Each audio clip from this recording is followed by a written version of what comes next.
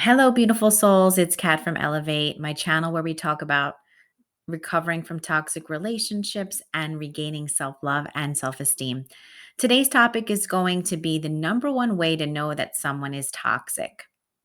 But before we get into the topic today, I just want to remind you to subscribe to my channel if you have not already. And please like and share the videos because it really helps to get the message out to more people. And I love to grow the community and get my message out to people who may benefit from it. So if you have anybody who has gone through a toxic relationship, or maybe they're struggling right now, they're still in a toxic relationship, and you want to send them some information in a way where they can learn for themselves, please share my channel with them. Please send a video to them. And it may help them get out of that really bad, unhealthy dynamic that they are stuck in. So today's topic is the number one way to know that someone is toxic. And there are a lot of ways to know that people are toxic. I mean, the first way is always like this gut feeling that you might have, but um, you might have an uncomfortability around that person. You may have some hesitations. You may have this sort of feeling like something's not right, but I don't exactly know what it is. And a lot of times we feel that when we meet toxic people, but we ignore our own instincts. And to the detriment of ourselves, later on down the line, we realize that we should have heeded those feelings, that gut feeling. So, a lot of times that's going to be something that pops up from the beginning. uh, you know, you'll notice that toxic people will love bomb you. They'll, let's say, come across very strong in wanting to get attached with you and spending time with you. In the beginning, it seems like they're just so enamored with you. So these are all like the red flags I've talked about before. The initial love bombing, then you'll get to devaluation, and ultimately they'll discard you. But just understanding that someone is toxic from the most basic level, you can get to that place of understanding by having some basic interactions with this person. And in the love bombing phase, you're going to not see this as much, but you'll start to kind of get the feeling like this person cannot take accountability for their mistakes.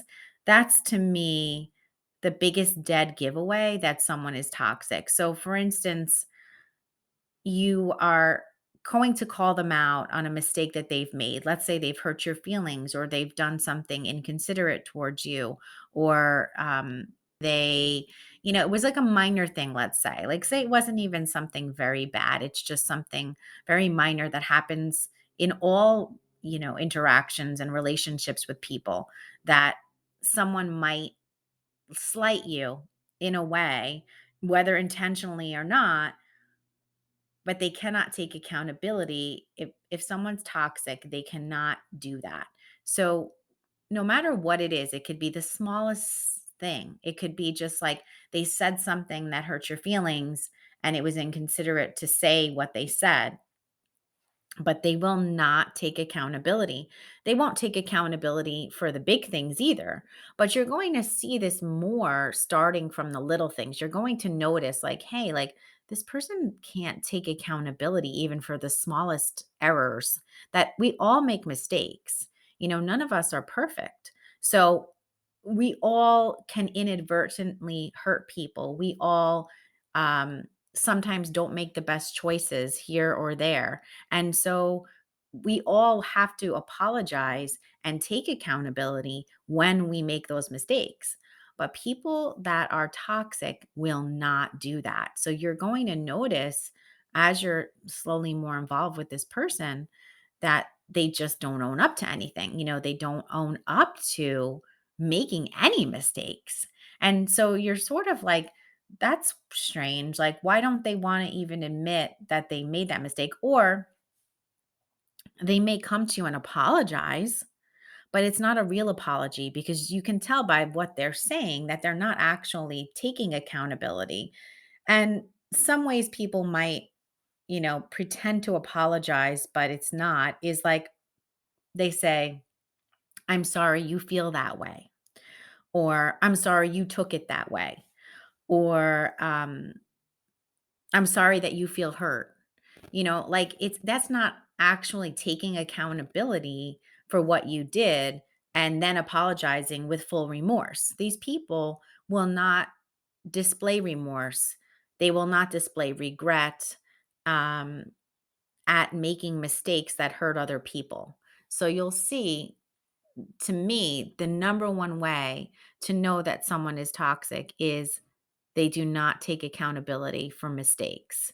And it's pretty much goes through every kind of toxic person, whatever their issues are.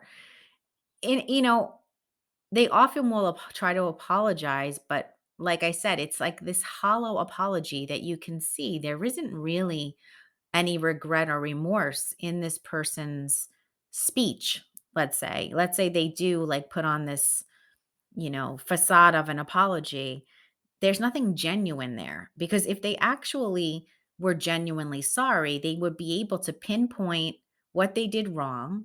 They would be able to specifically identify that in the apology. Like, I'm sorry I hurt your feelings when I called you fat or something. Like, it's they would specifically lay out what they did wrong and that they were sorry they hurt you, and they would come out with identifying it.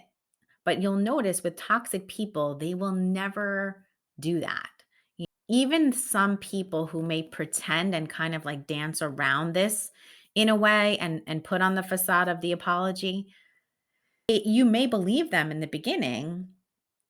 Unfortunately, they'll do the same thing again. So if they insulted you and called you a name, or, didn't return your text or stood you up for a date, they will do it again. That's another part of the toxic person, is that they repeat the same mistakes over and over again.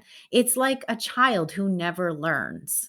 They never learn from their mistakes. And that's a huge difference. In part of it, I believe, is that that's because they don't actually see or admit their own mistakes to themselves. So they can't take accountability because they don't actually see that they've made a mistake and admit that to themselves. That would be way too much self-awareness beyond what they're having a capacity for.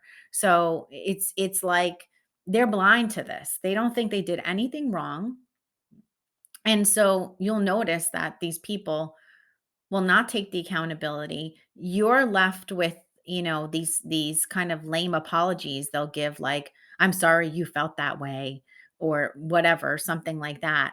And you never truly feel like they do feel remorse. It leaves you in this weird spot because you're wondering, don't they feel sorry for hurting me? And the truth is they really don't. Toxic people don't really care about your feelings. Deep down inside, their number one priority is themselves, and their number one priority is to not have to face shame. And that's where a lot of this lacking in accountability comes from, because they cannot face shame. People that can face shame are brave people. So if you are able to be accountable for your mistakes, if you are able to examine your own mistakes and errors, and you're able to actually go to someone, identify what you did and apologize to that person with you know, a genuine apology that is heartfelt, that is such a super brave thing to do. That is something you should pat yourself on the back for, because not every person can do that. There are so many people out there walking around who cannot do this. And unfortunately, to me, those people are toxic people, because you can never actually get anywhere with those people in a relationship, whether you're in a friendship or you're in a romantic relationship or family. Um, think about it. Like, you can never get past any kind of conflict, because it's never going to be resolved, because conflict is only resolved when both people come together, own their parts of the conflict, and make amends. So if you're constantly having conflict with someone and then they're not making amends, how is this ever going to be healthy? It's not. it's never going to be healthy. You're constantly going to have an expectation that they'll do better and they'll change. They're going to resent you for wanting them to change. Just not going to ever be a healthy dynamic because both people are not able to own their part, you know? We all make mistakes. That's not the issue here. We're none of us are perfect. We're all in this journey of life, trying to do the best that we can. But if you make mistakes, then you have to own those mistakes. And I feel like people should be able to own their own, make amends as best they can, and try to go from there. But not everyone can do this. And you'll find that when you're involved with a toxic person, that they can't do this. Unfortunately, they just can't do it. They don't have the capability, they don't have the self-awareness, they don't have this objectivity. There's a level of objectivity in, well, I'm going to say a level of of being objective. There's a level of being objective when it comes to self-awareness. So if you have a purely subjective point of view, which is only from yourself, it's going to be hard for you to have self-awareness because you're only seeing your perspective and your point of view. If you strive to have some level of objectiveness, then you can try to see it from the other person's point of view or from an outside point of view. That gives you a deeper self-awareness of yourself because it's showing you how your actions, your words affected other people. So I think that's where toxic people are lacking. Unfortunately, I don't know that they all have the capability. It seems like they don't have the capability or something in their mind psychologically is just keeping them away from that shame. And they're so afraid to go to that place where they own it. And that makes them toxic because they are never going to have the ability to have a true, honest, vulnerable connection with another human being because there's no reciprocity of give and take. Because give and take is, in conflict, which every relationship has conflict, there's a give and take. And how can I be vulnerable with someone who I know is never going to be able to be vulnerable with me? Like we both have to have this vulnerability to have the deepest human connection that's possible and a real human connection or love, even love as a friend or whatever. It doesn't have to be a romantic connection, but if there's no give and take when there's conflict, if there's no resolution when there's conflict, and if it's always like one person apologizing and the other person just sort of fake apologizing or not really taking the blame and shifting the blame, ultimately that relationship will fail because it's not sustainable. These relationships are only sustainable when both people are owning their own part. So you may have made mistakes in the relationship and they may have made mistakes, but if you're coming in and actually making the apology and saying, I want to fix things and have peace between us, and the other person's not, unfortunately, that's a dead end. And it's so hard because we have to be able to walk away at that point to say that's a dead end.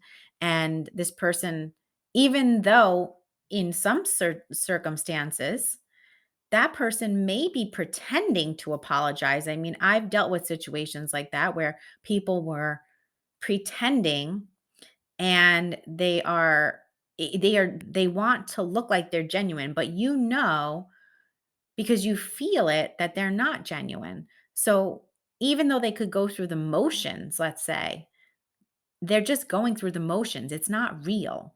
And I think learning to identify that by relying on your instincts more and your senses, your gut feelings, I think it's important to not discount those things because you're going to need those when you're dealing with people who are not genuine, but are more fake or fraudulent acting in the way that they go about their life. And, anybody who is fake in that way, you don't want in your life anyway, because it's just going to cause you pain and drama. So, I hope this video helped you today. Again, check out my free resources below and like this video if it resonated with you. I hope you understand a little bit more about the number one way to know that someone is toxic